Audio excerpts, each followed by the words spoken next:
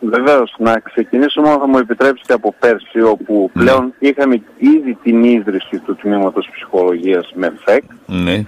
Είχαμε ήδη την απόφαση Δημοτικού Συμβουλίου παραχώρησης του Δημαρχιακού Μεγάρου. Μάλιστα.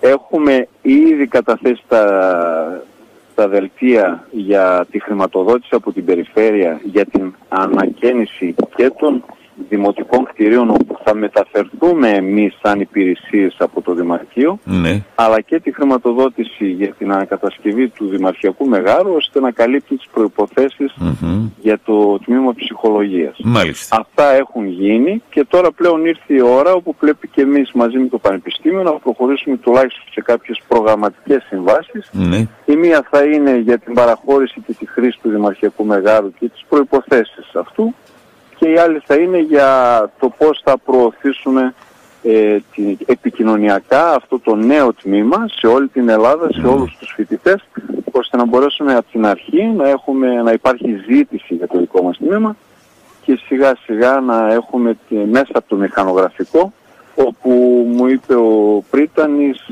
ότι μέσα στο Μάρτιο θα έχουμε πλέον και την έγκριση από την ΕΘΑΕ. Ναι. Και έτσι θα έχουμε και την αναγραφή του στο μηχανογραφικό για να δηλώσουν οι φοιτητές από όλη τη χώρα τις επιθυμίες τους, πόσο μάλλον και για το Δημοτικό ενός καινούριου τμήματος ψυχολογίας, όπου όπως γνωρίζουμε υπάρχει σχετική ζήτηση και είμαστε ενθουσιασμένοι γι' αυτό. Μάλιστα. Μετά έχουμε φυσικά τις διεκπαιρέωσεις όλων αυτών. Εγώ του μετέφερα ότι εμείς ήδη θα αρχίσουμε να μετακινούμε τις υπηρεσίες μία-μία προς τα δημοτικά κτίρια, τα υπόλοιπα, ώστε να μην χρειαστεί να σταματήσει τη λειτουργία της η Δημαρχία, γιατί αν πούμε να το κάνουμε όλες οι υπηρεσίες μαζί, θα πρέπει τουλάχιστον για 1-2 εβδομάδες να μην μπορούμε να εξυπηρετούμε τους πολίτες. Ενώ αν το προσπαθήσουμε τμήμα-τμήμα, νομίζω δεν θα αναστατώσουμε τους κατοίκους. Από εκεί και πέρα και ο Πρίτανης, όπως το είχαμε συμφωνήσει και παλιότερα, κάπου στο Μάιο θα ήθελα να του παραδώσουμε το κτίριο, ώστε μέσα στην καλοκαιρινή σεζόν να μεταφέρουν και αυτοί όλα τα δικά τους πράγματα και αρχεία και τους υπολογιστές, ξέρετε τώρα τις λεπτομέρειες, ώστε να μπορέσει τον Οκτώβριο να λειτουργήσει το Τμήμα Ψυχολογίας όσο γίνεται με λιγότερα προβλήματα. Αυτό αντιλαμβανόμαστε ότι τον Μάιο το Τμήμα Ψυχολογίας θα μπει στο μηχανογραφικό του Υπουργείου Παιδείας, έτσι? Ναι. Δεν είναι για να το συζητάμε. Όχι, δεν είναι να το συζητάμε.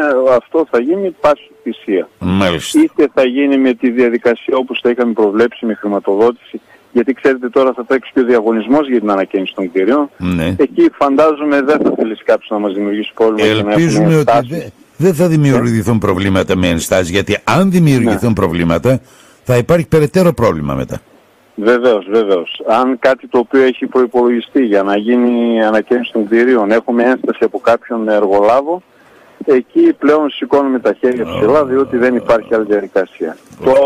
Το βέβαια το καλό είναι ότι εμείς θα το έχουμε αδειάσει το κτηριό, οπότε ίσως και κάπως πρόχειρα μέχρι να διελευκανθεί η υπόθεση με τον αν τυχόν γίνει έσταση, θα μπορεί τουλάχιστον το τμήμα να έρθει να εγκατασταθεί και να τα αντιμετωπίσουμε τα προβλήματα με διαφορετικό τρόπο, αν χρειαστεί.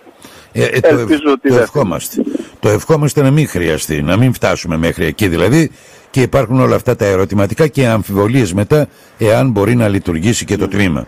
Αυτό θα είναι ένα παράδειγμα, ας πούμε, για τους ακροατές σας είναι ότι ο χλωτάπητας του γηπέδου και το ελαστικός τάπητας στο ταρτάν του γηπέδου είχε καθυστερήσει 2 χρόνια λόγω του ότι υπήρχαν ενστάσεις και περιμέναν τις αποφάσεις των διοικητικών δικαστηρίων. Ένα παράδειγμα, ας πούμε. 2 χρόνια. 2 χρόνια βέβαια. Τα διοικητικά δικαστήρια περίπου τόσο χρόνο παίρνουν για να αποφασίσουν.